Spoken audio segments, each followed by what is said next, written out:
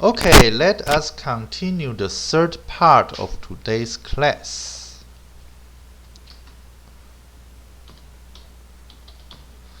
Okay, in the second part of today's class, we have talked to this equation and the fourth equality. Okay, so h of k is equal to summation I alpha I of tk times exponential negative j2 pi fc tau I of tk.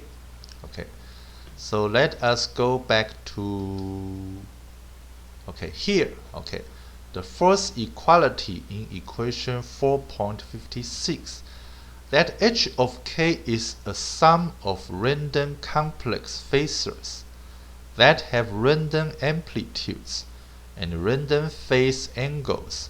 Theta I is defined as 2 pi fc tau I. Okay, since there is no reason to assume that these angles have preferential. Okay, what is preferential? Let us see the handout.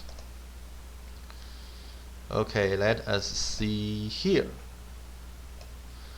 Okay, page 104. Problem 1. What is preferential? Okay, solution. Used to say that something you are given that is better than what other people receive. Okay, this is preferential. Okay, let us go back to the slides.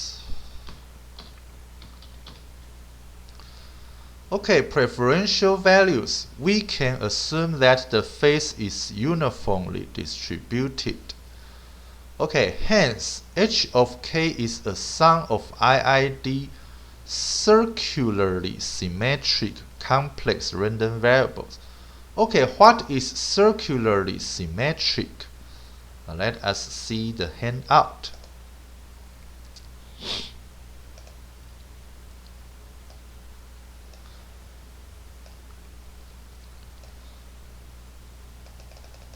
Okay, problem 2. What is circularly symmetric? Okay, solution. A complex random variable z is called circularly symmetric if for every deterministic phi is in the interval negative pi to pi. Okay, please note that this interval includes negative pi but does not include pi. Okay, please note that. The distribution of exponential j phi times z equals the distribution of z. Okay, this is the circularly symmetric. Okay, so let us go back to the slides. Okay, it follows from the central limit theory. Okay, I think you have already learned what is central limit theory. Okay, if you forget this, please review the textbook of the course probability. That if the number of scatterers is large, okay, in practice larger than 10, then h of k is a complex Gaussian random variable. Okay, furthermore, the circular symmetry implies that the real and imaginary components of h of k each have zero mean. Okay, so why have zero mean? Okay, let us see the handout. Okay, page 205. Problem 1. Prove that the circular symmetry implies that the real and imaginary components of h of k each have zero mean. Okay.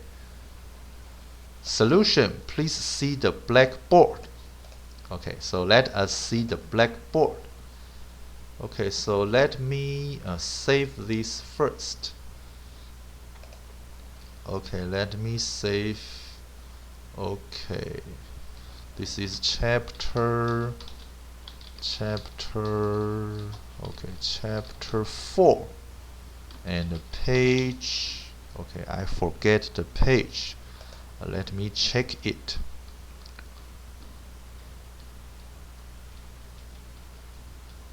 Sorry.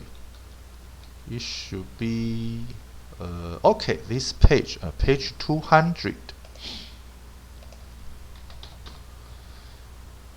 Okay.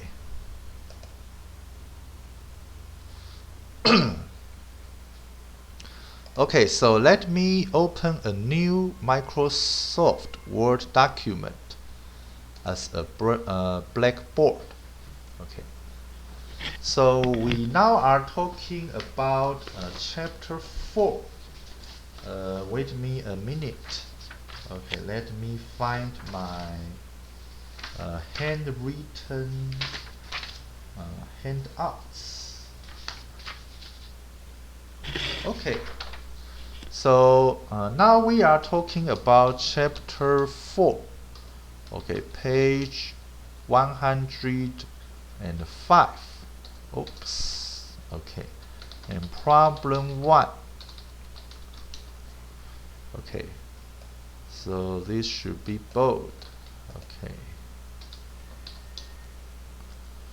Prove that the circular symmetry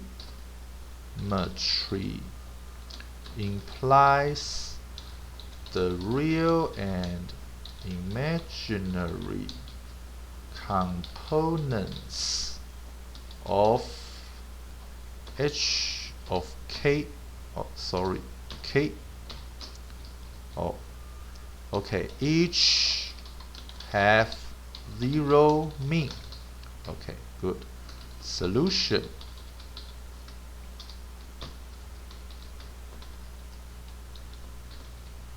Okay, because h of k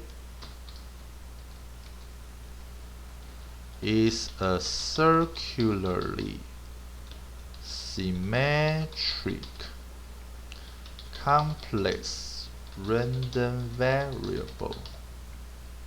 By definition, for every, okay, we need to justify the text. Okay, for every deterministic phi.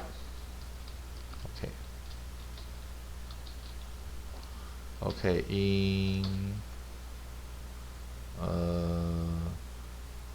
the interval minus pi to pi. Okay, like this. The distribution of exponential j phi and h of k. Oh, I cannot write like this. Okay, phi.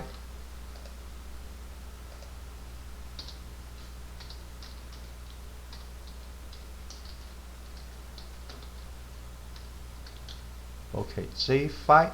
Okay, and exponential must not be italic. Okay, because it is a constant, and j is equal to the square root of -1. It is also a constant. So hk equals the distribution of hk. Okay, it implies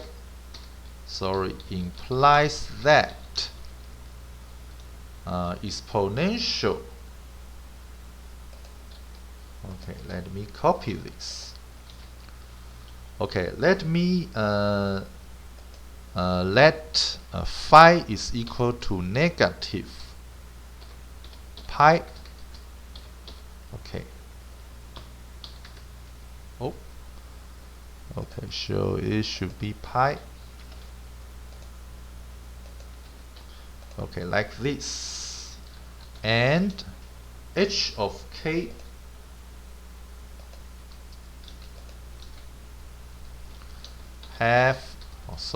have the same distribution. Therefore,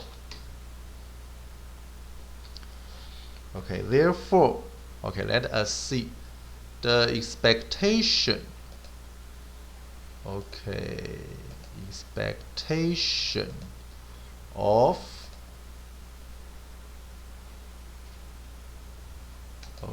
brackets of h of k is equal to the expectation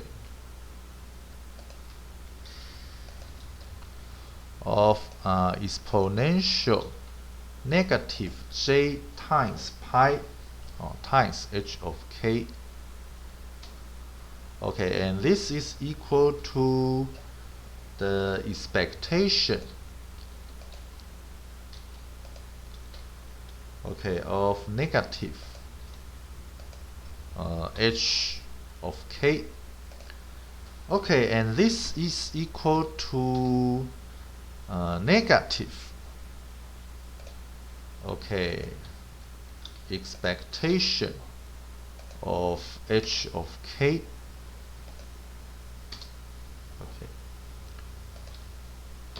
So let me align at the equality sign. Okay, good. So I call this equation as equation 1. Okay, like this. Okay, then equation 1 implies that this term is equal to 0. Okay. Then 0 is equal to the expectation of h of k. Okay, and this is equal to the expectation of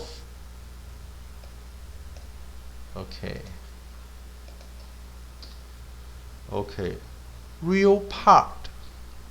Okay, let me see if there are real part. Okay, real part. Oh, no real part. Real part. Okay, this is imaginary part. And this is okay, good. A real part. And of h of k. Okay, and plus j times the imaginary part of h of k.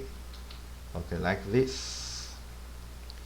Okay, because j is a constant, so we can write this, rewrite this equation like this. Okay, the expectation of the imaginary part of h of k plus j times the expectation of the imaginary part of h of k. Like this. So align at the equality sign. This is equation 2.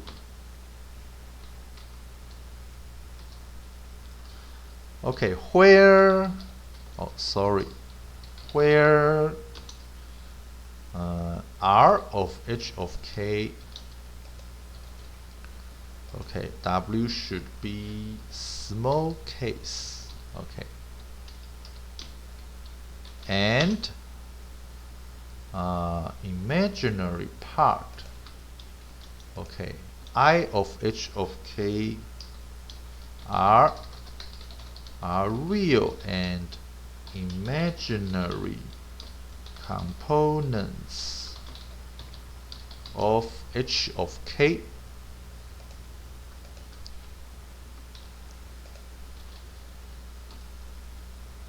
okay, respectively.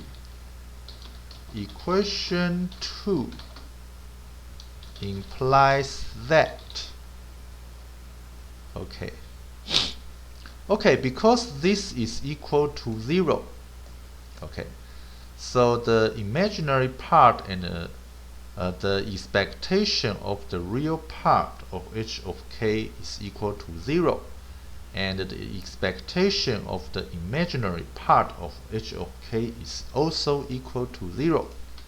Okay, so this is equal to this one.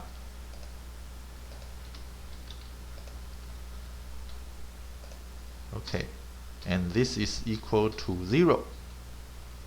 Okay, and I call this equation 3. Okay, good. So this completes the proof.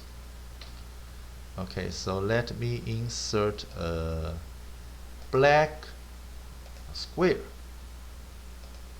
Okay, as a QED. Okay, that's all. Okay, let us go back to the slides. Okay, and go to page 105. Okay, so we have proved this fact. Okay, sorry, page 205. Okay, since h of k is a complex Gaussian random variable, its real and imaginary components are jointly Gaussian. The final step in the argument is to appeal to the fact that uncorrelated jointly Gaussian random variables are independent. Okay, here is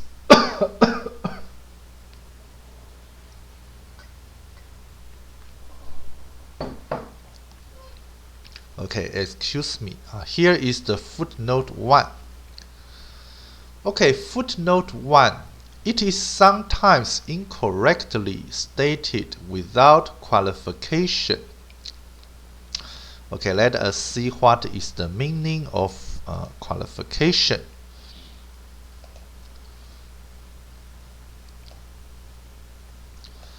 Okay, page 207, problem 1. What is qualification? Solution: an ability, characteristic, or experience that makes you suitable for a particular job or activity. Okay, let us go back to the slides. Okay, it is sometimes incorrectly stated without qualification that uncorrelated Gaussian random variables are independent. Okay, in general, however, that is not true. Okay, please notice here, not true. It is only true if the Gaussian random variables are jointly Gaussian, meaning that they are individually Gaussian and they have a joint PDF that is Gaussian. Okay, please note, and is the key word. It is possible to find examples where random variables are individually Gaussian, but their joint PDF is not Gaussian. Okay, so what examples? Okay, let us see the handout. Excuse me.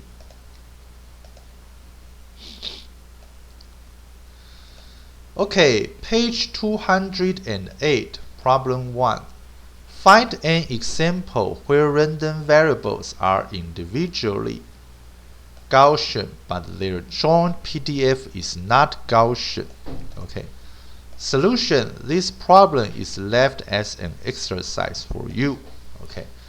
Because you have taken the course probability.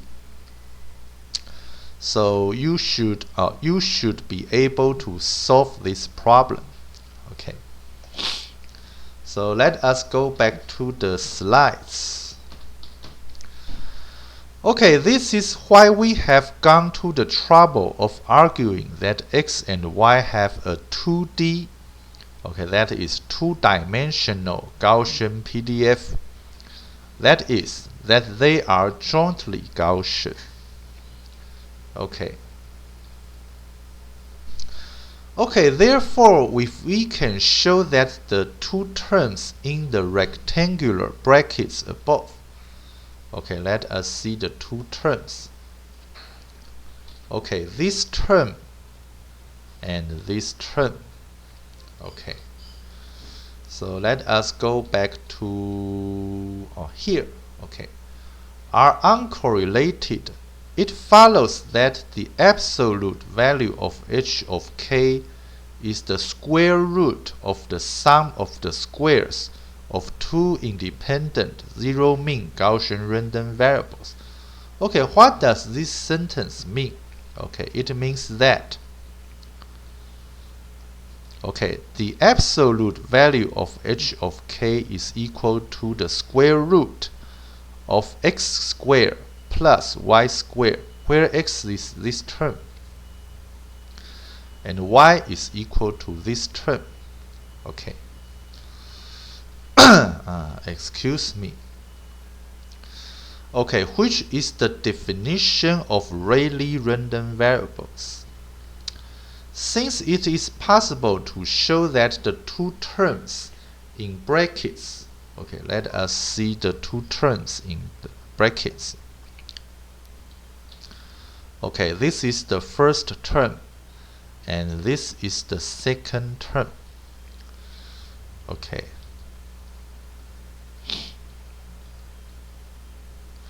Are in fact uncorrelated. See problem 4.7 at end of chapter. Okay, let us see problem 4.7. Excuse me.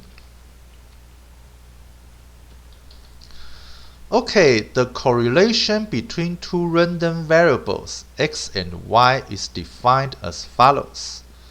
CORR, okay, it means correlation of x and y is equal to the expectation of x minus mu x times y minus mu y star divided by sigma x times sigma y, where mu x and mu y denote the mean values of x and y respectively, and star denotes complex conjugation.